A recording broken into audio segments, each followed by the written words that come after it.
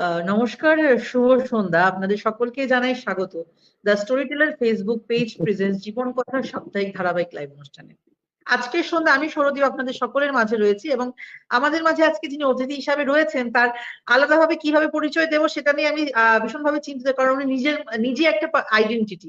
আমাদের মাঝখানে রয়েছেন মজলিশপুরের যুব আইকন মিস্টার শিবায়ন দাস মহোদয়। নমস্কার স্যার, আপনাকে জানাই স্বাগত আমাদের আজকের এই বিশেষ বিশেষ লাইভ নমস্কার। অনুষ্ঠানে।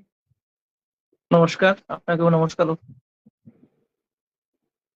আমি অতিথির কাছে যাওয়ার পূর্বে আমি প্রথমেই দর্শক বন্ধুদের কাছে চলে যাব।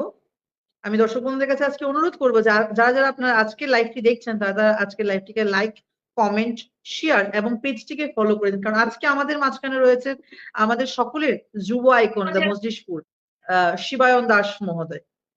আমি এখন সরাসরি অতিথির কাছে চলে এসেছি। নমস্কার স্যার, আপনাকে আবারও স্বাগত জানাই আমাদের আজকের লাইভ অনুষ্ঠানে এবং আপনাকে অসংখ্য ধন্যবাদ যে আপনি আপনার ব্যস্ততম শিডিউল থেকে আমাদের কিছুটা সময় ধার দিয়েছেন আজকের এই বিশেষ অনুষ্ঠানের জন্য। নমস্কার, আপনাকেও অনেক নমস্কার এবং আপনাদের যারা এই ফেসবুক পেজের সকলকে জানাই অনেক অনেক নমস্কার এবং অনেক অনেক শুভেচ্ছা। সত্যি তাই।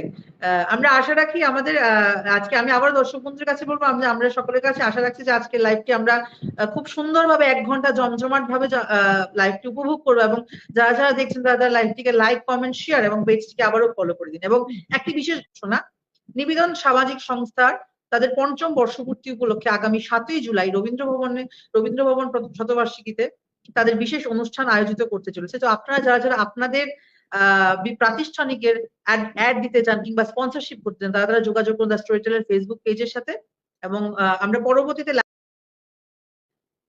তো sir thank you so much again. Sir কেমন আছেন আপনি? প্রথমে সেটা আগে জেনে নিই, কেমন আছেন আপনি? ভালো ভালো। আপনি ভালো? আপনি ভালো তো? আমি ভালো আছি এবং আমরা চাই আমাদের সমস্ত দর্শক বন্ধুদের আমরা সুস্থতা কামনা করি, কারণ একদম একদম আমাদের একদম দর্শক বন্ধু এবং আমি যদি খুব ভুল না হয় যে আপনি যে পেশা আছে সেই জায়গায় আমজনতার মানসিক সুস্থতাই আমাদের কাছে সর্বোপরি। একদম একদম একদম ঠিক। একদম একদম সত্যি স্যার। স্যার আমাদের অনুষ্ঠানের নাম জীবন কথা। তো জীবন কথা যদি বলতে হয়, স্মৃতির অকপটে তাকালে কি মনে পড়ে বা পেছনের দিকে ফিরলে কি মনে পড়ে? আপনার ছোটবেলার হিস্ট্রি বা পেছনের দিকে ইতিহাস সম্পর্কে ঘাটলে কি মনে পড়ে? দেখুন, আমি একদম মিডল ক্লাস ফ্যামিলি থেকে বিলং করি, ঠিক আছে। সত্যি আমার তাই। বাবা, আমি ছোটবেলা থেকেই বলছি, ঠিক আছে, আমার বড় ভাই আছে, আমরা 4 জন ফ্যামিলি। হ্যাঁ, বাবা, মা, আমার বড় ভাই একজন, হ্যাঁ, আর আমরা 4 জনের ছোটবেলা থেকে বলছি। আমার বাবা দীর্ঘদিন ধরে ওই রাজনীতির সাথে জড়িত ছিল, বাম বিরোধী রাজনীতির সাথে উনি জড়িত ছিলেন। উনি 1984 থেকে, যখন রাজ্যে বামেদের একদম আধিপত্য চলছিল, যখন 1984 তখন থেকেই উনি বিরোধী দলের তৎকালীন যে বিরোধী দল ছিল কংগ্রেসের উনি এই এলাকায় প্রধান ছিলেন। তখন যে পঞ্চায়েতগুলো ছিল সেগুলো অনেক বিশাল আকারের ছিল অনেকগুলো। এখন বর্তমানে প্রায় 3-4টা গ্রাম পঞ্চায়েত নিয়ে তখনকার একটা পঞ্চায়েত ছিল। 84 থেকে উনি 88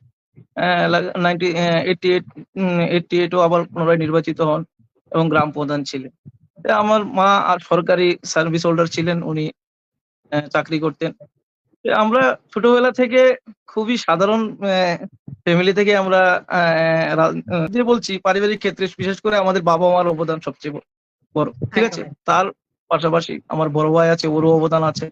তার আমি তার বাইরে আমি বলছি রাজনৈতিক দিক দিয়ে হয়তোবা আজকে হয়তোবা যারা আমাকে চিনে জানে, যতটুক মানুষের কাছে পরিচিতি পেয়েছি, তার দরুন আমি 2-3 জন লোককে আমি অসংখ্য ধন্যবাদ জানাবো। তার মধ্যে বিশেষ করে একজন হলেন প্রয়াত বিধায়ক তথা আমাদের এই এলাকারই বিধায়ক ছিলেন দীপক নাগ মহোদয়। আচ্ছা হ্যাঁ, আচ্ছা। তার পাশাপাশি আর বিশেষ ভাবে আমার বাবা প্রয়াত, আমি বাবাকে জানাবো। আর বিশেষ করে যার দরুন আমি আজকে রাজনীতিতে স্বাভাবিক কারণে যেমন আপনারা আমাকে চিনতে পেরেছেন বা আমি আপনাদেরকে জানতে পেরেছি সবার মাঝখানে এসেছি। বিশেষ করে আমি অনেক অনেক ধন্যবাদ জানাবো আমাদের দাদা তথা রাজ্যের মন্ত্রী, এই এলাকার বিধায়ক প্রশান্ত চৌধুরী মহোদয়কে। ওনার দরুনই আমি আজকে হয়তোবা আপনাদের প্রত্যেকের কাছে হয়তোবা আপনারাও আমাকে জানতে পেরেছেন, আমিও আপনাদেরকে জানতে পেরেছি। যুবকদের জন্য কিছু করার চেষ্টা করতে পেরেছি ওনার দরুন। আমি অসংখ্য ধন্যবাদ জানাবো সুশান্ত দাকে। আমি আমার মন থেকে অনেক অনেক ধন্যবাদ জানাই। সত্যি তাই।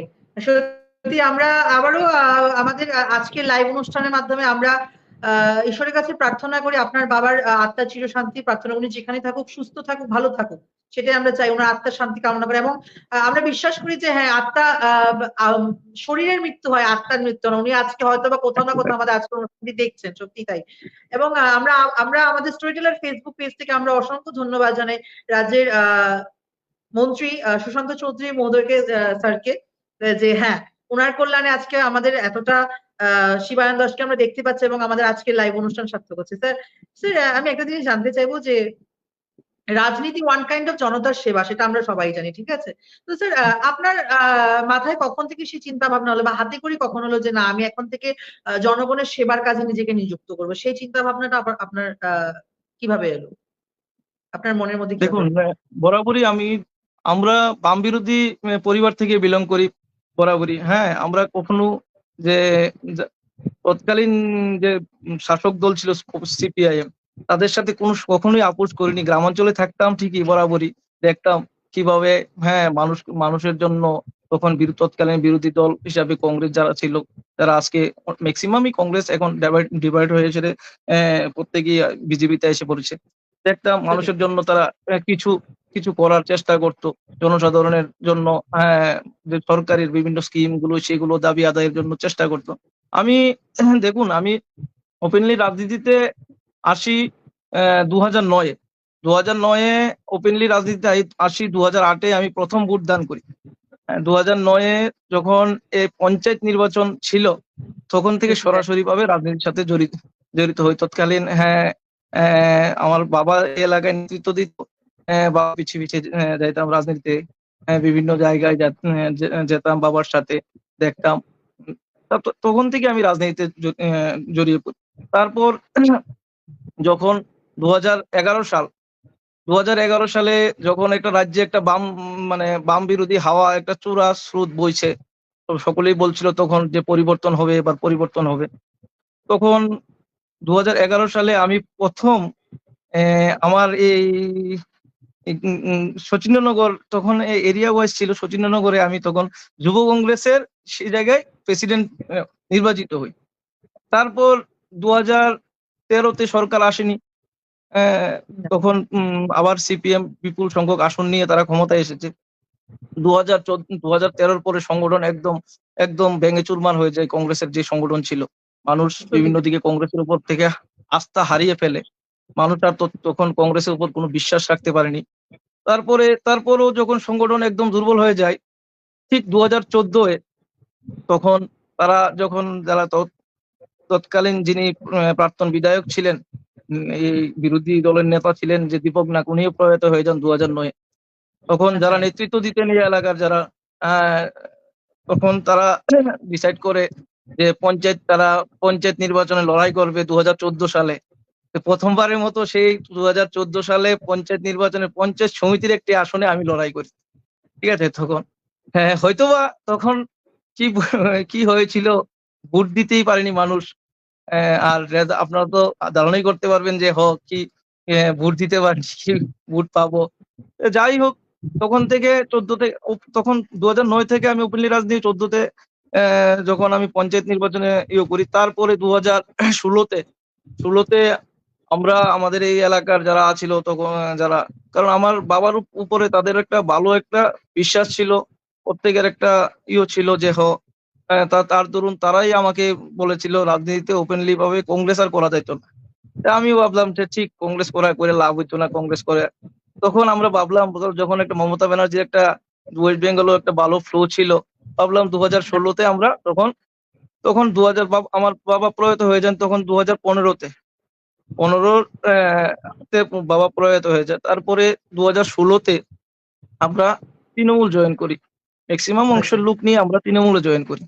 তারপর দেখলাম যখন তৃণমূলও কিছু হচ্ছে না, 2016-র শেষ ডিসেম্বরের দিকে আমরা তখন আবার বিজেপিতে মার্চ করি। তার থেকে বিজেপিতে এসেই তখন তো, যখন 2016 শেষে আসি, এসে হয়তোবা আমি মাসখানেকের মধ্যে আমি তখন যুব মোর্চার এই মজলিশপুরের আমি তখন সাধারণ সম্পাদক ছিলাম, জিএস ছিলাম। তারপরে 2016 থেকে তারপরে 18তে সরকার আসলো। 18 পরে 2000 সম্ভবত 2021-এ 2021-এর আগস্টের 20 তারিখ আমি হ্যাঁ, বিশেষ আবারও ধন্যবাদ জানাচ্ছি আমাদের বিধায়ক তথা রাজ্যের মন্ত্রী সুশান্ত দাকে। একদম। ওনার দরুন আমি আজকে হয়তোবা যুব মোর্চার সভাপতি না, আমি নির্বাচিত সেই হই। বিষয়টা তাছাড়াও যাবো, আমি সেই বিষয়টা যাবো, আমাদের তো কথায়। হ্যাঁ, দলকেও অসংখ্য ধন্যবাদ জানাচ্ছি। 2021-এ 20 আগস্ট আমি তখন যুব মোর্চার সভাপতি রূপে মজলিশপুরে নির্বাচিত হই। তারপরে আমি আর বিশেষ করে এখন বর্তমানে যে পলিটিক্স চলছে, রাজনীতি, আমি বিশেষভাবে খুবই দাদা থেকে আমরা আমাদের যিনি মিনিস্টার, ওনার থেকে আমরা অনেক শিখতে পেরেছি যে মানুষের জন্য কিভাবে করতে হয়। কারণ আমরা সত্যি তাই। প্রায় সময় আমরা দেখি উনার কাছে যখন একটা মানুষ যায়, আমরা উপলব্ধি করে দেখি উনি একবারও জিজ্ঞাসা করেন না তুমি কোন পার্টি করো, কোন দল করো। উনি সত্যি উদার তাই, মানসিকতায় একদমই কি তাই। একদম রাজনীতিতে এটাই হওয়া উচিত। রং দেখে নয়, মানুষের দেখতে হবে যে ওর লোকটার সমস্যা কি, তারপরে ওকে সহযোগিতা করা, যতটুকু পারা যায় সাহায্য করা। তারপর দেখি উনি তাদের কাছে যখন যায় মানুষ, উনার কাউকে জিজ্ঞাসা করে না তুমি কাকে জিজ্ঞাসা আইছো, তুমি কারে জিজ্ঞাসা আইছো, তুমি কোন পার্টি করো, কোনো কিছু জিজ্ঞাসা। সারা রাজ্যের মানুষ যায় আমাদের সুশান্ত চৌধুরী দাদার কাছে, সারা রাজ্যের মানুষ যায়, প্রায় সময় যায় যে দাদা আমার মেয়েটাকে ভর্তি করাতে হবে। উনি যতটুকু পারে সঙ্গে সঙ্গেই সেই সমস্যা যতটুকু পারে সমাধান করে দেয়। কারো যায় সত্যি তাই। মেয়ে বিয়ের আর্থিক সাহায্যের জন্য, কারোর পড়াশোনার জন্য, বিভিন্ন দিক দিয়ে যতটুকু পারে উনি সহযোগিতা করে।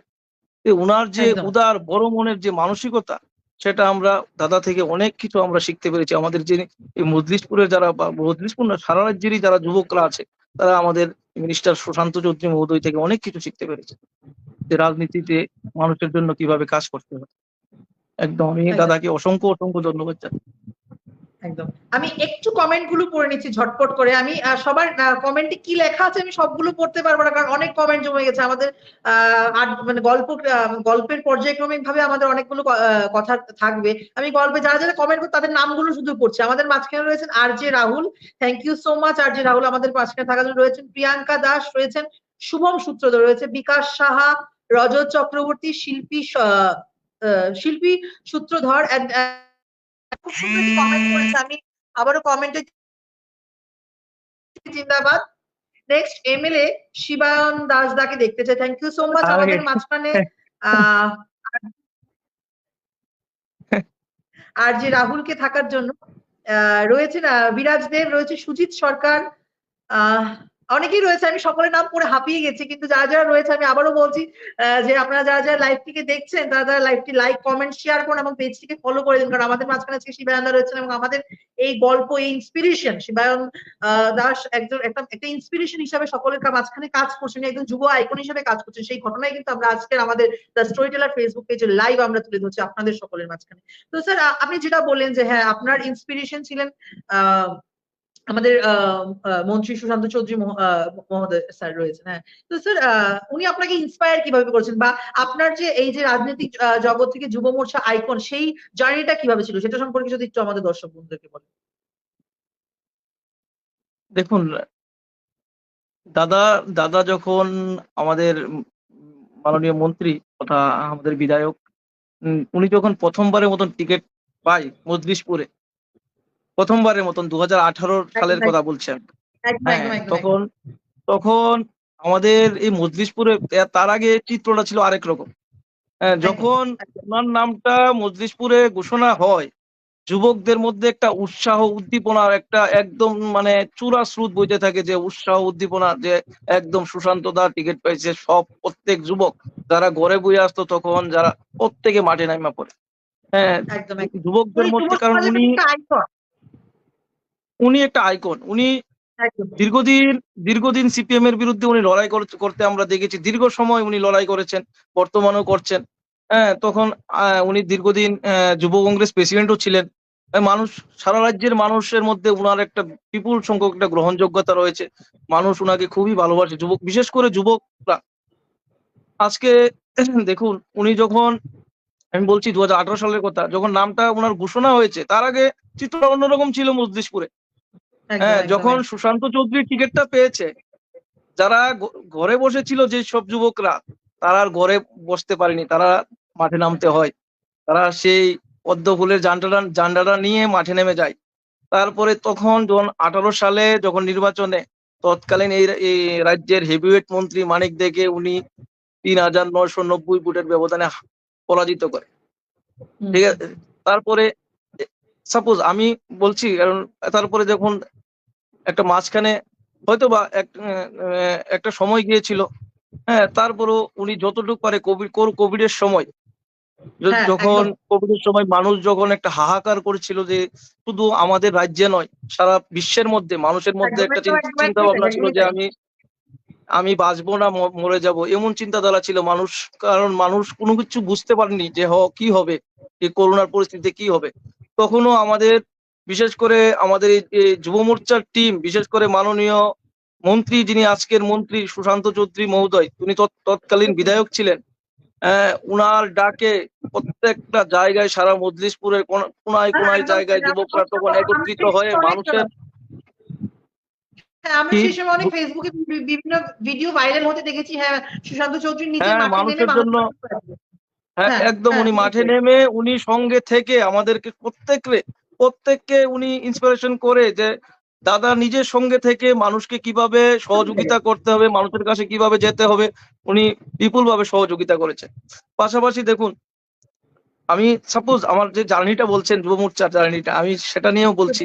তারপরে যখন একদম আমরা একদম প্রথমবারের মতন আমি প্রথমবারের মতন যুব মোর্চার প্রেসিডেন্ট হই, তারপরে উম, আমি বিভিন্ন দিক দিয়ে কর্মসূচি নেওয়ার জন্য বিশেষ করে আমাকে দাদাই বলতো যে বিভিন্নভাবে কর্মসূচি কর, মানুষের পাশে দাঁড়া, সবসময় মানুষের পাশে থাকবি, মানুষের জন্য কিছু করার চেষ্টা করবি, যতটুকু পারিস চেষ্টা করবি, না পারলে যে যে জায়গাটা অসুবিধা হবে আমাকে বলবি সবসময়। দাদা আমাদেরকে প্রায় সময় এগুলো নিয়ে সেটা বলতো, প্রত্যেকটা যুবককে, শুধু আমাকে নয়, একদম সাধারণ কার্যকর্তা, বুথের সাধারণ থেকে সাধারণ কার্যকর্তাকেও উনি, এমন কোন সাপোজ এমন নেতৃত্ব খুবই কম পাওয়া যায় যে বুথের যে 10টা কার্যকর্তাকে নামে অক্ষরে চিনে। প্রত্যেকটা বুথের উনি প্রত্যেকটা কার্যকর্তাকেই চিনে, ওর নাম সহকারে উনি চিনে প্রত্যেকটা কার্যকর্তাকে মজলিশপুরে। উনি প্রত্যেককে ইন্সপিরেশন করতেন যে মানুষের সত্যি কাছে তাই। পাশে থাকার জন্য, মানুষকে সহযোগিতা করার জন্য। যুব মোর্চার প্রেসিডেন্ট হয়ে আমি বিভিন্ন ভাবে যতটুকু পারা যায় যে আমরা বিভিন্ন কর্মসূচির মাধ্যমে, বিভিন্ন ভাবে কিভাবে যুবকদেরকে, হ্যাঁ, যে নেশার বিরুদ্ধে রাজ্য সরকারের যে অভিযানটা, সেই অভিযানটাকে সাফল্যমণ্ডিত করার জন্য যুব সমাজকে কিভাবে খেলাধুলার প্রতি, কিভাবে সমাজের প্রতি কিভাবে দায়বদ্ধতা করা যায়, কিভাবে তাদেরকে একত্রিত করা যায়, সেই বিষয় নিয়ে বিভিন্নভাবে প্রোগ্রাম করেছি, বিভিন্নভাবে যতটুকু করা যায় সহযোগিতা করার তারা চেষ্টা করেছি। বিশেষ করে দাদার সহযোগিতায় আমরা তাদেরকে মানে যতটুকু করা যায় আমরা চেষ্টা করেছি। তারপরে তাছাড়াও আপনারাও দেখেছেন বিভিন্ন দিক দিয়ে আমরা যতটুকু বিভিন্ন পরীক্ষার্থীকে আগামীকালকেও, হ্যাঁ, আমরা আমাদের কর্মচারী সংগঠন দের নিয়ে যুব মোর্চার তরফ থেকে, যুব মোর্চা বিশেষ করে মাননীয় বিধায়ক মন্ত্রী মহোদয়ের উদ্যোগে আমরা আগামীকালকে উচ্চ মাধ্যমিক পরীক্ষার্থী যারা আছে, সত্যি উচ্চ তাই। মাধ্যমিক পরীক্ষার্থী যারা এবার পাশ করেছে, তাদেরকে আমরা সম্বর্ধনা জ্ঞাপন করব আমার সত্যি রানীবাজার ভীষণ টাউন হলে। ভীষণ ভীষণ ভালো উদ্যোগ। কারণ এতে আমি মনে করি আমাদের শিক্ষার্থীদের মধ্যে একটা ইম্প্যাক্ট পড়বে, তাদের আগামী জীবনে পড়াশোনার জন্য একটা ভালো ইম্প্যাক্ট পড়বে, সেটা একদম সত্যি একদম। ভীষণ ভালো উদ্যোগ, একদম প্রশংসনীয় উদ্যোগ। স্যার, আমি একটা জিনিস জানতে চাইবো যে যে আপনারা সাধারণত যুব আইকন মানে যুব সমাজের জন্য কাজ করছেন, সেটা সেটা বলার অপেক্ষা রাখে না। কিন্তু স্যার, যেটা যুব সমাজে, বর্তমান যুব সমাজে যেটা সব থেকে বড় সমস্যা, কর্মসংস্থান, সেটার জন্য কিভাবে চিন্তা ভাবনা, আপনাদের কি চিন্তা ভাবনা? দেখুন, কর্মসংস্থানের বিষয়টা, দেখুন কর্মসংস্থানের যে সমস্যাটা বলছেন, যে চাকরি দিলেই সমস্যা সমাধান হয়ে যাবে, সেরকমই তো না। শুধু যে চাকরি দিয়ে শুধু যদি যে সমস্যা সবকিছু সমাধান হয়ে যেত, তাহলে, হ্যাঁ, সাপোজ আমি একটু আজকে দেখুন, হ্যাঁ, হ্যাঁ, কর্মসংস্থানের বিষয়টা নিয়ে আমি বলছি। দেখুন আজকে বিশ্বের যে কান্ট্রি গুলো আছে যারা জিডিপির মধ্যে খুবই গ্রোথ করছে, বা যেমন একদম আমেরিকা বলুন, চায়না বলুন, হ্যাঁ, সেই সব কান্ট্রির মধ্যে গিয়ে দেখুন দেখুন হ্যাঁ, কর্মসংস্থান নিয়ে তারা সেরকম ভাবে কর্মসংস্থান দিতে হবে মানুষকে, করতে হবে সেরকম ভাবে না। তারা প্রত্যেকটা যুবক তারা নিজের পায়ে নিজে কিভাবে দাঁড়াবে, নিজে কিভাবে সত্যিই তাই, সত্যিই তাই। এই বিষয়টা আমাদের জানা ছিল। একদম, নিজে একদম। নিজে কিভাবে নিজের পায়ে দাঁড়াবে সেগুলো নিয়ে তারা ভাবে। প্রত্যেক একদম। যারা যুবকরা আছে আমি তাদের উদ্দেশ্যে বলবো, দেখুন চাকরি সমস্যার সমাধান না। চাকরি হবে না সেরকম না। যারা যোগ্যতা নিরীক্ষে চাকরি হবে, সরকার বলে দিয়েছে যোগ্যতার ক্ষেত্রে চাকরি হবে। যারা যোগ্য তারা তাদের প্রত্যেকেই চাকরি হবে। তাছাড়া যারা যুবক অনেক সময় অনেক যুবকরা হতাশাগ্রস্ত হয়ে যায় এবং বলে যে পড়াশোনা করছি চাকরি হচ্ছে না, চাকরি একদম, চাকরি একদম, একদম, যখন পাবে। তার আগে চাকরি পাওয়ার আগে বিভিন্নভাবে কিভাবে নিজে ৪ টা রুজি করবে, রোজগার করবে, নিজের পরিবারকে সাপোর্ট করবে সেই চিন্তাধারা প্রত্যেক যুবককে রাখতে হবে। তার ধরুন একদমই তাই, প্রত্যেককে একদমই আমি তাই। বলছি, কারণ তার ধরুন আপনি ব্যবসা করুন, আপনি যা কিছুই করুন, নিজের পরিবারকে কিভাবে সাপোর্ট করবেন সেই চিন্তাধারাটা রাখতে হবে যে চাকরি পেলে তো করবেন অবশ্যই। চাকরির আগেও আপনি কিভাবে ফ্যামিলিকে সাপোর্ট করবেন সেই চিন্তাধারাটা প্রত্যেক যুবককে রাখতে হবে। এটাই বলবো। পাশাপাশি সরকার নিশ্চয়ই চিন্তাধারা করছে, চাকরি কিভাবে যুবকদেরকে চাকরি দেবে, চাকরি নিয়ে। আর পাশাপাশি কিছু চাকরি ক্ষেত্রে চাকরি হচ্ছেও। আপনারা জানেন টেটের মাধ্যমে কিছুদিন আগেও চাকরি নিয়েছে সরকার। সেগুলোতেও হচ্ছেই। পাশাপাশি যুবকরাও হতে হবে যে আত্মনির্ভর হতে গেলে, যে নিজেকে একদম। আত্মনির্ভর করতে গেলে আমি বিভিন্ন স্কিম আছে, গভর্নমেন্টের বিভিন্ন স্কিমের মাধ্যমে বিভিন্ন সাবসিডি আছে। সেগুলোর সত্যিই তাই। মাধ্যমে আমি ব্যবসা করি, বিজনেস করি। বিভিন্ন দিক দিয়ে আমি সাপোজ বিভিন্ন প্রজেক্টের মাধ্যমে আমি ইন্ডাস্ট্রি গুলো করি। সেরকম উদ্যোগ হয়তোবা আমাদের যুবকদের মধ্যে চাকরির আগেও আপনি কিভাবে ফ্যামিলিকে সাপোর্ট করবেন সেই চিন্তাধারাটা প্রত্যেক যুবককে রাখতে হবে। এটাই বলবো। পাশাপাশি সরকার নিশ্চয়ই চিন্তাধারা করছে, চাকরি কিভাবে যুবকদেরকে চাকরি দেবে, চাকরি নিয়ে। আর পাশাপাশি কিছু চাকরি ক্ষেত্রে চাকরি হচ্ছেও। আপনারা জানেন টেটের মাধ্যমে কিছুদিন আগেও চাকরি নিয়েছে সরকার। সেগুলোতেও হচ্ছেই। পাশাপাশি যুবকরাও হতে হবে যে আত্মনির্ভর হতে গেলে, যে নিজেকে একদম। আত্মনির্ভর করতে গেলে আমি বিভিন্ন স্কিম আছে, গভর্নমেন্টের বিভিন্ন স্কিমের মাধ্যমে বিভিন্ন সাবসিডি আছে। সেগুলোর সত্যিই তাই। মাধ্যমে আমি ব্যবসা করি, বিজনেস করি। বিভিন্ন দিক দিয়ে আমি সাপোজ বিভিন্ন প্রজেক্টের মাধ্যমে আমি ইন্ডাস্ট্রি গুলো করি। সেরকম উদ্যোগ হয়তোবা আমাদের যুবকদের মধ্যে সেরকম উদ্যোগটা খুব কম দেখা যায়। কিন্তু সত্যিই আপনি তাই। দেখুন বিভিন্ন দিকে আজকে দেখুন গুজরাটে গিয়ে দেখুন, তা সেই জায়গার যুবকরা চাকরির চিন্তাধারা করে না। তারা কিভাবে সত্যিই বিজনেস তাই। করবে সেটার উপরেই তারা চিন্তাধারা করে। চাকরি ওরা ছেড়ে সত্যিই দিয়ে তাই। আসে যে বিজনেস করবো আমি, চাকরি করব না। একদম, এটা আমাদের একদমই তাই। যুবকদের মধ্যে হতে হবে। যে যুবকদের মধ্যে হতে হবে। চাকরি যখন ছাড়বে অবশ্যই চাকরি ইন্টারভিউ দেবে। ইন্টারভিউর মাধ্যমে যদি নিজের কোয়ালিটি প্রমাণিত হয় যে আমি পাবো, পেয়েছি, চাকরি করবে। কিন্তু যখন আপনি চাকরি যতদিন না পাবেন, ততদিন আপনি কোনো ব্যবসা করুন, কোনো যেকোনো কাজ করুন, আপনার ফ্যামিলিকে সাপোর্ট করুন। এটাই আমি বলব যুবকদের, প্রত্যেক যুবকদের। আপনি যা কিছু এখন এতটা সময় ব্যয় না করে যে আমি বসে রইলাম, চাকরি পাচ্ছি না, প্রয়োজনে টিউশনি করা। যারা শিক্ষিত যুবকরা আছে টিউশনি করান। তারপরেও আপনি আপনার নিজের পকেটের যে খরচটা, আপনি নিজে পকেটের খরচটা আপনি নিজে রোজগার করতে পারবেন। ফ্যামিলিকেও কম বেশ সাপোর্ট করতে পারবেন। এটাই বলবো। চাকরি যতদিন না পান এগুলো করেন। সত্যি তাই। আমি আবারও একটু কমেন্টের দিকে চলে যাচ্ছি। আমাদের মাঝখানে অনেকেই কমেন্ট করছেন। রয়েছেন mister Rahul, thank you so much mister Rahul. রয়েছেন রাজু দাস লিখছেন খুব সুন্দর। রয়েছেন বীণা দেবনাথ বলছেন বিজেপি জিন্দাবাদ, মজলিশপুর যুব মোর্চা জিন্দাবাদ। থ্যাংক ইউ সো মাচ বীণা দেবনাথকে। রয়েছেন রতন দেবনাথ, রয়েছেন প্রীতম দাস, প্রণব দাস, সুকান্ত দেবনাথ, বিকাশশীল, সুশান্ত বিশ্বাস অ্যান্ড সঞ্জু সাহা।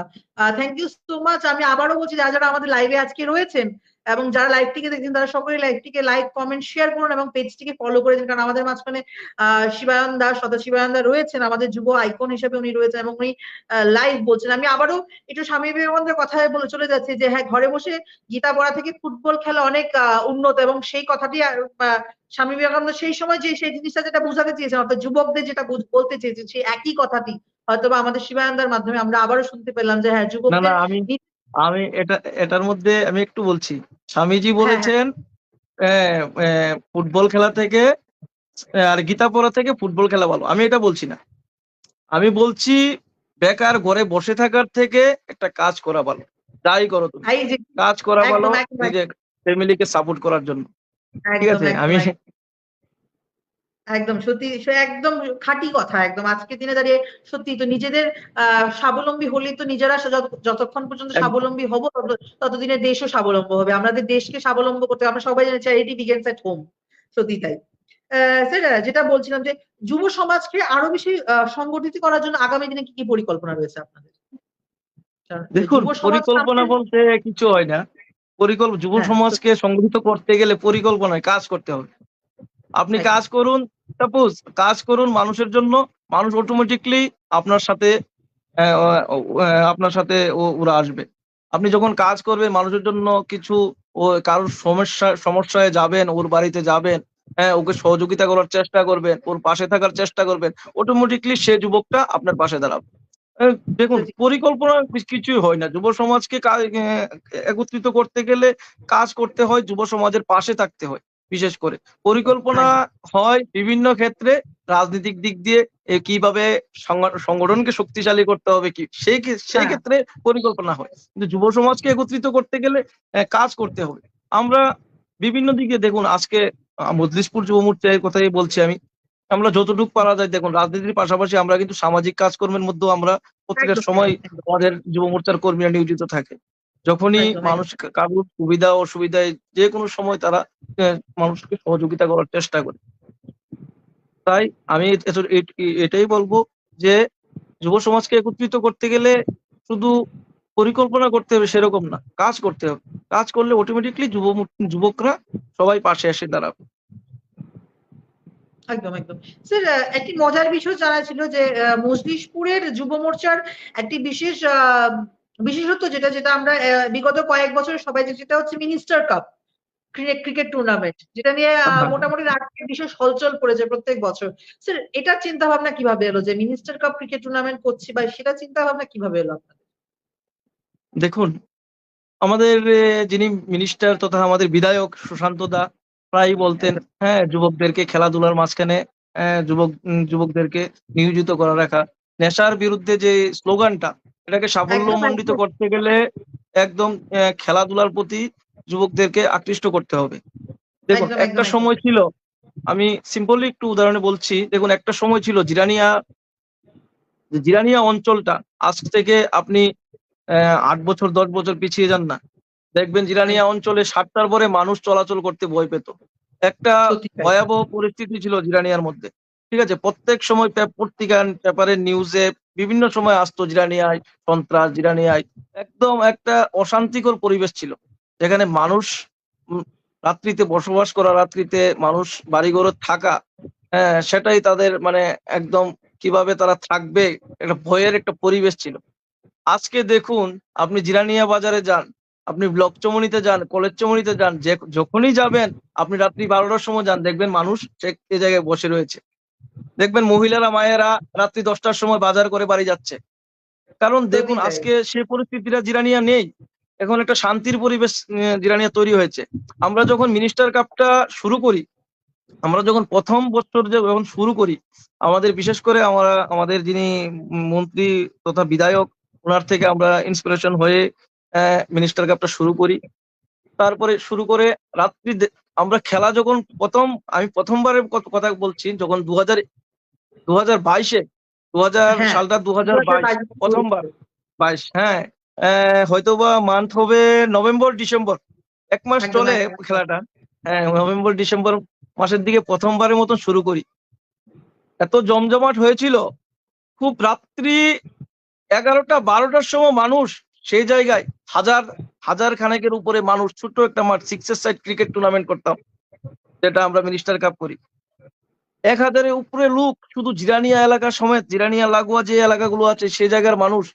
আপনি বিশ্বাস করবেন না মহিলারা পর্যন্ত রাত্রি এই ১১টা-১২টা অবধি সেই খেলাটা দেখার জন্য এখানে দাঁড়িয়ে রয়েছে। তারপরে একদম যখন শুরু করেছি ২০২৩ এর ডিসেম্বরের দিকে, এবার যখন আমরা শুরু করি, এবারও ঠিক তার থেকে গতবার থেকে আরো বিপুল পরিমাণে মানুষ, প্রায় ১,৫০০-২,০০০ লোক হবে ফাইনালের দিন। প্রচুর সংখ্যক মানুষ, হ্যাঁ, সেই খেলাটাকে দেখার জন্য তারা উপভোগ করে, খেলাটা দেখে উপভোগ করে খেলা। ইরানিয়ার যে পরিবেশটা সেটা কিন্তু আগের মতন আর নেই। অনেক পরিবর্তন হয়ে গেছে। সত্যি আমরা তাই এবারও এবারও আমরা মিনিস্টার কাপ করব প্রত্যেক বছরের ন্যায়। এবার একটু বড় করার চিন্তাধারা আছে। একদম হ্যাঁ, একদম দেখা একদম যাক সেই আমরা দিকটা আমরা কতটুকু। যাচ্ছি যে হ্যাঁ এইবারের প্রত্যেক বছর মিনিস্টার কাপের কিছু না কিছু নতুনত্ব থাকে, এইবারের মিনিস্টার কাপের নতুনত্ব হিসেবে কি ভাবছেন? একটা বুঝ- সাসপেন্স আহ, থেকে যায়। না, বুঝতে পারিনি কি বলছেন। না না বললাম যে মিনিস্টার কাপ প্রত্যেক বছর কোনো না কোনো নতুনত্ব নিয়েই আসে সকলের মাঝে। হ্যাঁ, হ্যাঁ, এইবারে মিনিস্টার কাপের কি নতুনত্ব সেটা সম্পর্কে আমরা জানতে চাইছি। দেখুন এবার এবার চিন্তাধারা আছে যে মিনিস্টার কাপকে প্রত্যেক বছরই তো সিক্সের সাইড করি, এবার আমরা বিগ সাইড করার জন্য একটা পরিকল্পনা রয়েছে। কিভাবে মাঠটা ছোট, রাত্রিবেলা বিগ সাইড করতেও প্রবলেম, ছক্কা মারলে বল একদম বাড়ি ঘরে চলে যাবে। হ্যাঁ, তার সত্যি দরুন আমরা আমাদের ইচ্ছা আছে যে আমরা হয়তোবা নেট টাঙিয়ে একটা বিগ সাইট করার, টি10 করার একটা পরিকল্পনা রয়েছে। আর তাছাড়া সত্যি আপনাদের তাই। পেজের মাধ্যমে আমি জানিয়ে দেই, আমরা ইদানিং আমাদের যে ফুটবল একটা টাফ গ্রাউন্ড করেছিল আমাদের তৎকালীন স্পোর্টস মিনিস্টার, যিনি আজকের হ্যাঁ মন্ত্রী, সুশান্ত হ্যাঁ দা। হ্যাঁ, উনি আমাদের এসএন কলোনিতে একটা টাফ ফুটবল গ্রাউন্ড করেছিল। এই টাফ সত্যি তাই। ফুটবল গ্রাউন্ড এসএন কলোনি, পাশাপাশি বীরেন্দ্রনগর, মোহনপুর, রানীবাজার, আমাদের টোটাল মজলিশপুরের মধ্যে বিভিন্ন জায়গা নিয়ে মজলিশপুরের বিভিন্ন মাঠগুলোতে আমরা ইদানিং আমরা একটা মেগা ফুটবল টুর্নামেন্ট করতে যাচ্ছি। তার মধ্যে রাজ্যের আমরা আশা ব্যক্ত করব, রাজ্যের বিভিন্ন প্রান্ত থেকে বিভিন্ন ক্লাবগুলো সেই ফুটবল টুর্নামেন্টে পার্টিসিপেট করবে। একটা বড় সত্যি তাই। মাপের টুর্নামেন্ট করতে যাচ্ছি। হ্যাঁ, আমাদের মাননীয় মন্ত্রী সুশান্ত চৌধুরী মহোদয়ের উদ্যোগে, বিশেষ উদ্যোগে, যে আমরা যদি আগামী দিন এই ফুটবল টুর্নামেন্টের কিভাবে সাফল্যমণ্ডিত করতে হবে সেই নিয়ে আমরা ইদানিং এই বিষয় নিয়ে বিভিন্ন সময় আমরা আলোচনা করছি, কিভাবে এটাকে সুন্দর এবং এবং রাজ্যের মধ্যে যাতে ফুটবলের দেখুন আমাদের ভারতবর্ষের মধ্যে, দেখুন সত্যি ফুটবলে তাই। আজকে ভারতবর্ষ 100-র উপরে র্যাঙ্ক পিছিয়ে। হ্যাঁ, দেখুন অনেক অনেক। ফুটবলের মানটাকে কিভাবে উন্নত করতে হয়। দেখুন আমাদের রাজ্যে আগে প্রায় সময় আমরা দেখতাম, আমরা যখন ছোট ছিলাম ফুটবলের মধ্যে খুবই একটা উৎসাহ ছিল। আমরা হ্যাঁ দেখতাম হ্যাঁ মাঠের মধ্যে যখন খেলা হতো প্রচুর সংখ্যক মানুষ সেই ফুটবল খেলা দেখার জন্য, সত্যি তাই। বৃদ্ধ থেকে যুবক প্রত্যেকে গিয়ে মাঠের মধ্যে একদম সারিবদ্ধভাবে একদম দাঁড়িয়ে থাকতো, দেখার জন্য খেলা দেখতো এবং উপভোগ করতো। আজকে সেই ফুটবলটা যেন কোথায় যেন হারিয়ে গেছে।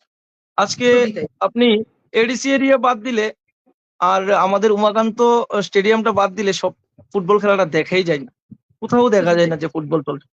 ঠিক আছে না, তো ফুটবলের মানটাকে কিভাবে উন্নত করতে হয় তার জন্য আমাদের মাননীয় মন্ত্রী বিশেষ উদ্যোগ নিয়েছে, সুশান্ত চৌধুরী মহোদয়। আমি দাদাকে অসংখ্য ধন্যবাদ জানাচ্ছি আপনাদের এই পেজের মাধ্যমে। পাশাপাশি আশা ব্যক্ত করব এই ফুটবলের মাধ্যমে হয়তোবা আমাদের মজলিশপুরেও ফুটবল নিয়ে একটা একটা আপনার একটা ফুটবলের যে একটা নিয়ে একটা পরিবেশ একটা তৈরি হবে, যে ফুটবলকে সত্যি কিভাবে আরো আগামী দিন এগিয়ে নিয়ে যাওয়া যায়। সত্যি তাই। স্যার একটা জিনিস জানতে চাইছিলাম যেটা যে মিনিস্টার কাপ টুর্নামেন্ট শুরু করার পরবর্তী পর্যায়ে জনগণ থেকে কতটা সাপোর্ট পান আপনারা, বা জনগণের উপর কতটা ইম্প্যাক্ট পড়ে? দেখুন মিনিস্টার কাপ, আমি আপনাকে এখনো বলছি, দেখুন মিনিস্টার কাপ এখন দেখুন এবছরও হবে, ডিসেম্বরে হবে। আপনি সত্যি। আমি আমি আমি বলছি আপনারাও একটু যাচাই করে নেবেন, জিরানিয়া এসে মানুষকে জিজ্ঞাসা করবেন এখানে যে খেলা হয়, তারা এখন থেকে এটা এটা নিয়ে উপলব্ধি করে যে খেলাটা কবে হবে, খেলাটা আবার সত্যি তাই। কবে স্টার্ট হবে। হ্যাঁ, মানুষের মধ্যে খুবই একটা উৎসাহ থাকে রাত্রিবেলা। হ্যাঁ, রাত্রি 8টার পরে যখন বা 7টা-8টার সময় আমরা শুরু করি হ্যাঁ টুর্নামেন্টটা, প্রায় দিনই 3টা-4টা করে ম্যাচ থাকে। মানুষ 11টা-12টার আগে ম্যাচ শেষ না অবধি মানুষ একটা মানুষও বাড়িতে যায় না। প্রত্যেকে সেই মাঠের মধ্যে থেকে খেলাটাকে উপলব্ধি করে। মানুষের মধ্যে সত্যি একটা বিশাল একটা জিরানিয়ার মানুষের মধ্যে এই খেলাটাকে নিয়ে বিশাল একটা আলাদা একটা তাদের মধ্যে একটা উদ্দীপনা রয়েছে, একটা উৎসাহ রয়েছে এই খেলাটার প্রতি, এই মিনিস্টার কাপ প্রতি। তাই আমরাও চেষ্টা করব আমরা প্রত্যেক বছর যেন সেই মিনিস্টার কাপটাকে আমরা একদম সাফল্যমণ্ডিত এবং সুন্দরভাবে করতে পারি। কারণ দেখুন আমরা মাঝখানে 2000 সম্ভবত 2000 না সরি আমি 2021-এ করেছিলাম, একুশে। 2022-এ করতে পারিনি, 22-এ না না। ইলেকশন ছিল, তার দরুন করতে হ্যাঁ। পারিনি, ইলেকশন ছিল। না না। হ্যাঁ, আমরা প্রত্যেক বছর আমরা সেই মিনিস্টার কাপকে একদম সুন্দর আকারে করার চেষ্টা করব। কারণ মানুষের মধ্যে, ইরানিয়ার মানুষের মধ্যে সেই সেই ক্রিকেট টুর্নামেন্টকে নিয়ে একটা আলাদা একটা তাদের মধ্যে একটা এই উৎসাহ রয়েছে যে সেই খেলাটাকে দেখার জন্য। রাত্রিকালীন যে ক্রিকেট টুর্নামেন্টটা হয়, সবাই সবাই যার যার ব্যস্ত সময় ব্যয় করে রাত্রিবেলা সকলে যখন ফ্রি থাকে সেই টাইমটাতে তারা খেলাটা দেখে এবং সেই খেলাটাকে উপলব্ধি করতে পারে। তাই সত্যি তাই। আমরা চেষ্টা থাকবে খুব সুন্দর আকারে করার জন্য। স্যার, একটা জিনিস জানতে চাই যে আমরা অনেকেই জানি, আমাদের মধ্যে অনেকেই জানেন কিংবা অনেকেই জানেন না যে আপনি বর্তমানে জিনারিয়া ক্রিকেট অ্যাসোসিয়েশনের দায়িত্বে আছেন। তো স্যার, খেলাধুলা, ক্রিকেট অ্যাসোসিয়েশন তো যেকোনো খেলাধুলাকে নিয়ে বা যুবকদের মধ্যে খেলাধুলার উৎসাহকে নিয়ে আপনারা কিভাবে চিন্তা করছেন যে হ্যাঁ, কারণ এখন বর্তমান সমাজে যুবকরা সাধারণত মোবাইলে ভীষণভাবে ইম্প্যাক্ট থাকে, তো সেটা একদম থেকে একদম। সেটা থেকে বের করার জন্য খেলাধুলাটাকে কিভাবে ইউজ করছেন সেটা সম্পর্কে যদি আপনাদের পরিকল্পনা যদি কিছু একটা থাকে আমাদের দর্শক বন্ধুদের যদি কিছুটা শেয়ার করেন। দেখুন 2018 সালেই আমি প্রথম দায়িত্বে নিই জিরানিয়া ক্রিকেট অ্যাসোসিয়েশনের সেক্রেটারি হিসাবে। হুম। বর্তমানেও জিরানিয়া ক্রিকেট অ্যাসোসিয়েশনের সেক্রেটারি রয়েছি আমি। তো আমাদের 18 সাল থেকে আমরা ক্রিকেটটাকে জিরানিয়া ক্রিকেট যে জিরানিয়া ক্রিকেট অ্যাসোসিয়েশন বিশেষত এই ক্রিকেট টুর্নামেন্টটা যেটা হয় সেটা টোটালি যে আমাদের বিসিসিআই হ্যাঁ, এর যে গাইডলাইন অনুসারে, ঠিক আছে? আপনি অবশ্যই জানবেন একদম যে একদম। বিষয়টা নিয়ে। হ্যাঁ, সেটা টিসি এর আন্ডারে বিভিন্ন সাবডিভিশনদের নিয়ে পাশাপাশি বিভিন্ন ক্লাবদের নিয়ে প্রত্যেক মরশুমে টুর্নামেন্ট গুলো হয়। আমরা 2018 থেকে শুরু করি, 2019 করি। 19 হয়তোবা আমরা সিনিয়র ওডিআই ম্যাচ গুলো করতে পারিনি। কোভিড পরে হুম, যায়, করোনার দরুন আমরা একদম সেই একদম ম্যাচ গুলো করতে পারিনি। আবার একদম একদম। 2022 থেকে 20, 21, 22 আমরা 2-3 বছর করতে পারিনি। 2022-এ আমরা আবার আমাদের যে কমিটি গুলো ছিল সেটাকে আবার রিশাফল করি এবং আমাদের কমিটিতে যারা অ্যাক্টিভ, যারা খেলার সাথে যুক্ত, যারা খেলা নিয়ে সময় ব্যয় করে, খেলার প্রতি যাদের একটা আলাদা একটা তাদের একটা খেলার প্রতি আকর্ষণ রয়েছে, খেলার প্রতি একটা তাদের একটা দায়িত্ব রয়েছে, তাদেরকে নিয়ে আমরা একটা কমিটি তৈরি করি। এই মরশুমে একদম। এই মরশুমে আমরা রানীবাজার দেখবেন প্রায় সময় আমাদের এই রানীবাজার যে বিদ্যা মন্দির মাঠটা রয়েছে সেই জায়গায় প্রায় সময় আপনারা দেখবেন সেই জায়গায় খেলাধুলা চলছে, ক্রিকেট টুর্নামেন্ট গুলো চলছে। আমাদের আন্ডার 13, আন্ডার 15 হ্যাঁ হ্যাঁ, স্কুল মিট, দেখা যায়। স্কুল মিট, টি-20, সিনিয়র টি-20 এবং সিনিয়র ইদানিং আমরা এই সামনের মাসে আগস্ট মাসের ফার্স্ট উইকেই আমরা সিনিয়র ওডিআই ক্লাব লিগ আমরা সেটাও শুরু করতে যাচ্ছি। এটার মধ্যে টোটাল 16টা টিম পার্টিসিপেট করবে। দেখুন আজকে ক্লাবগুলোর অবস্থা দেখুন, আমাদের খুবই খারাপও লাগে সেইগুলো বিষয় নিয়ে যে ক্লাবগুলো হয়তোবা দুর্গাপূজার সময় তারা খুবই অ্যাক্টিভলি থাকে, তারপরে হ্যাঁ সেই হ্যাঁ হ্যাঁ হ্যাঁ। ক্লাবগুলোকে দেখা যায় না বিভিন্ন সময় যে বিভিন্ন সামাজিক কাজ নিয়ে, বিভিন্ন দিক দিয়ে, খেলাধুলার প্রতি নিয়ে তাদেরকে সেভাবে অ্যাক্টিভ দেখা যায় না। তো সেই ক্লাবগুলোকে কিভাবে অ্যাক্টিভ করা যায়, কিভাবে সেই ক্লাবকে খেলাধুলার সাথে যুক্ত করা যায় সেই নিয়ে আমাদের এই ক্রিকেট অ্যাসোসিয়েশনে আমাদের যিনি মন্ডল সভাপতি গৌরাঙ্গ ভৌমিক মহোদয়, উনিও আমাদের এই ক্লাব থেকে পার্টিসিপেট করছেন টিসি এর সম্মানিত সদস্য রূপে। উনি সত্যি আমাদের তাই। এই ক্লাবের এই সাব ডিভিশনের, উনি আমাদের জিরানিয়া সাব ডিভিশনের ভাইস প্রেসিডেন্টও, পাশাপাশি উনি টিসি এর মেম্বার একজন। তো সত্যি তাই। উনি হ্যাঁ উনি প্রায় সময় ক্রিকেটটাকে কিভাবে ক্রিকেটের মানকে উন্নত করা যায় উনি প্রায় সময় বলেন, আমাদের সাথে ডিসকাস করেন যে আরো কিভাবে ক্লাবগুলোকে অ্যাড করা যায়। এবার আমরা 16টা ক্লাব নিয়ে Jirania sub division senior ODI tournament করতে যাচ্ছি সামনের সত্যি আগস্ট তাই। মাস থেকে।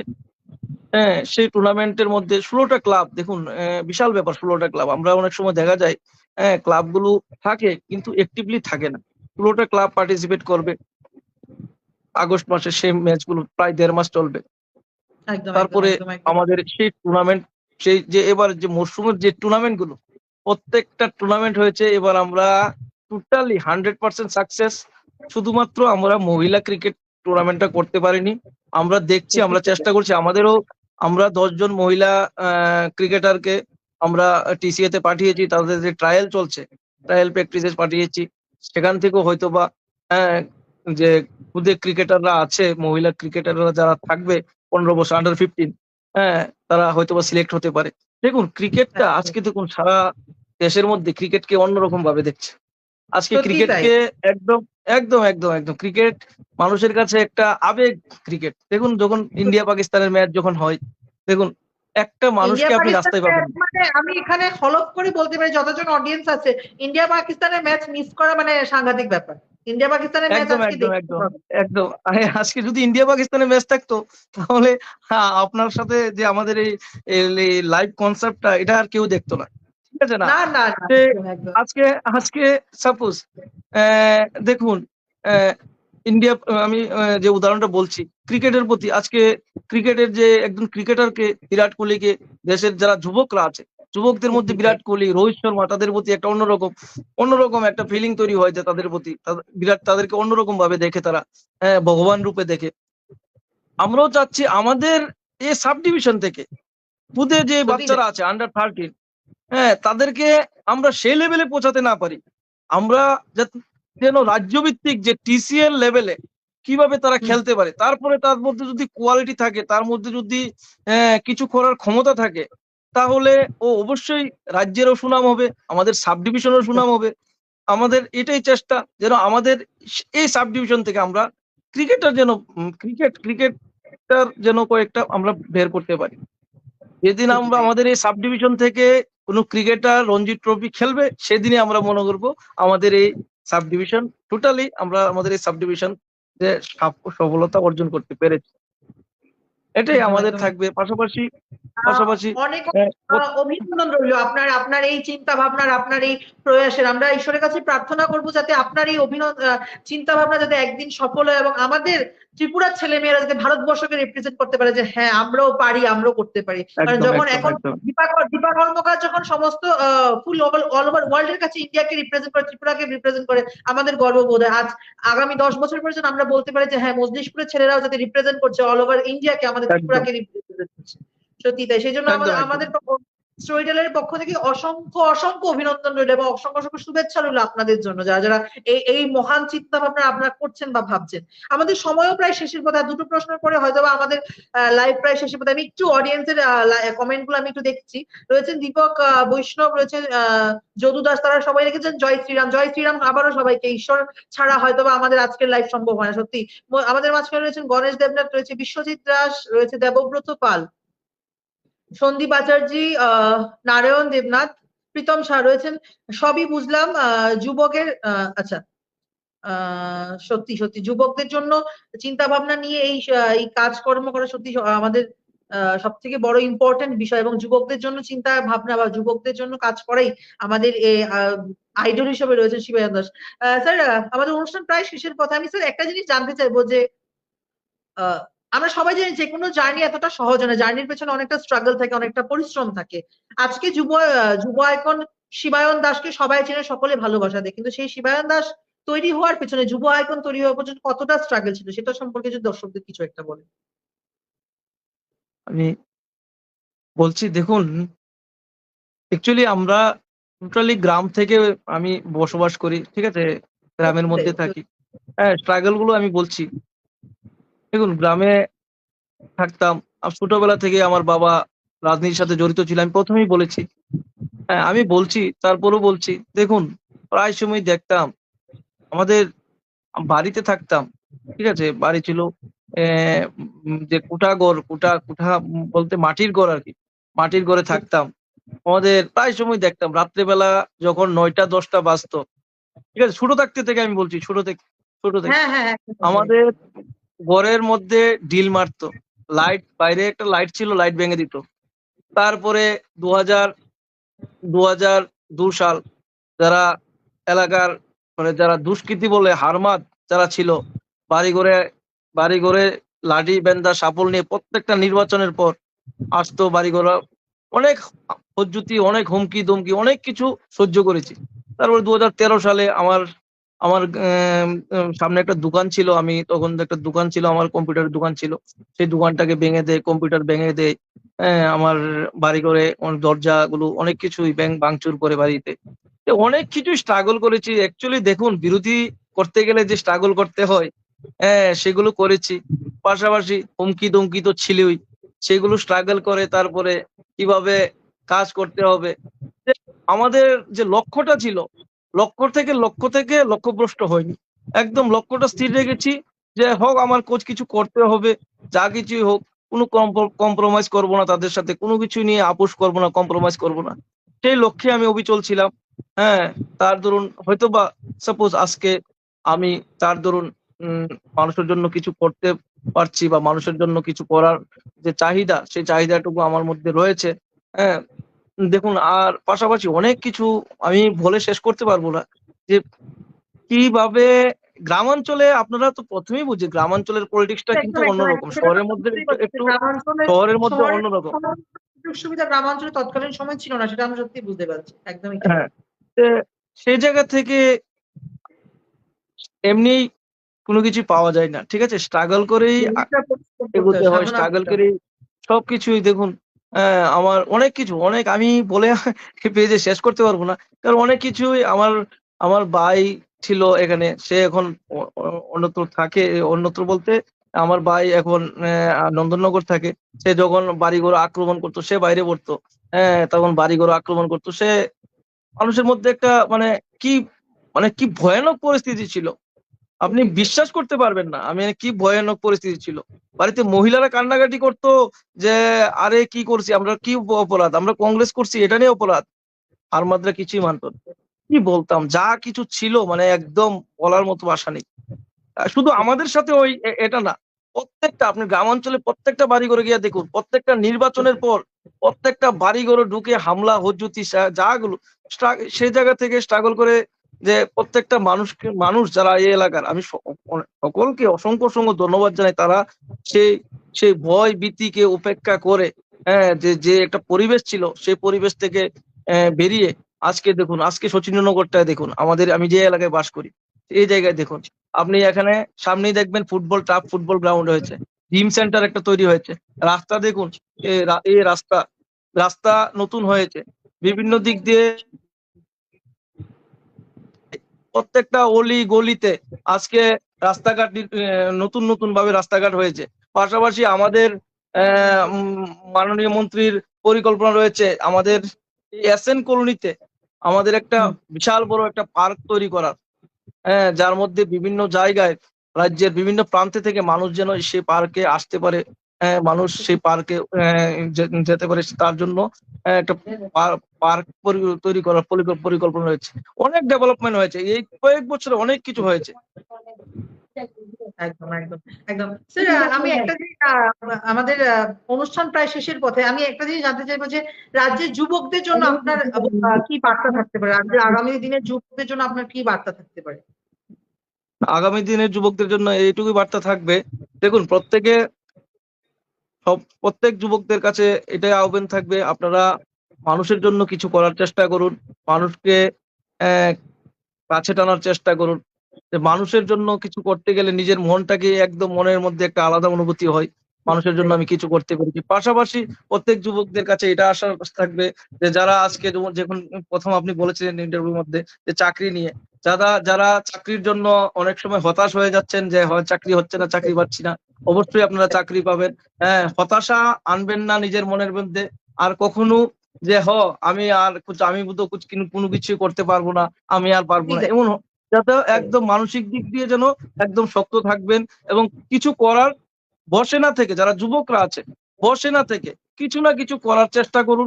দেখুন আজকে যতটুক যতটুক মেক্সিমাম মজলিশপুরের প্রত্যেকটা যুবকই কিছু না কিছু করছে। কেউ বিজনেস করছে, কেউ কাজ করছে, কিছু না কিছু করছে। প্রত্যেক যুবকদের কাছে এটাই আহ্বান থাকবে। আপনারা কিছু না কিছু করার চেষ্টা করুন। ঘরে বসে না থেকে কিছু না কিছু করার চেষ্টা করুন। আর অবশ্যই একদম আরেকটু বলব যারা যুবকরা আছে হতাশ হবেন না। হতাশা একদম আপনার মনকে এবং মানসিক দিক দিয়ে আপনাকে একদম দুর্বল করে দেবে। হতাশ না সত্যি হয়ে তাই। কিভাবে আমাদের সবচেয়ে একদম বড় প্রতিভা একদম। একদম মানুষের কিভাবে মানসিক শক্তি নিয়ে আপনি কাজ করুন। প্রত্যেক সফলতা আসবেই। প্রত্যেকের জন্য আমি বলছি। সত্যি। Ah thank you so much sir আপনাকে। আজকে শেষ প্রশ্ন স্যার। দ্য স্টোরি টেলার ফেসবুক পেজের আজকের অভিজ্ঞতা কিরকম লাগলো এবং দ্য স্টোরি টেলার ফেসবুক সম্পর্কে স্যার কি বলতে চান আমাদের দর্শক বন্ধুদেরকে? অসাধারণ আপনাদের এই ফেসবুক পেজের সকল যারা কর্মীরা যারা আছেন আপনারা প্রত্যেককে আমি অসংখ্য অসংখ্য ধন্যবাদ জানাই।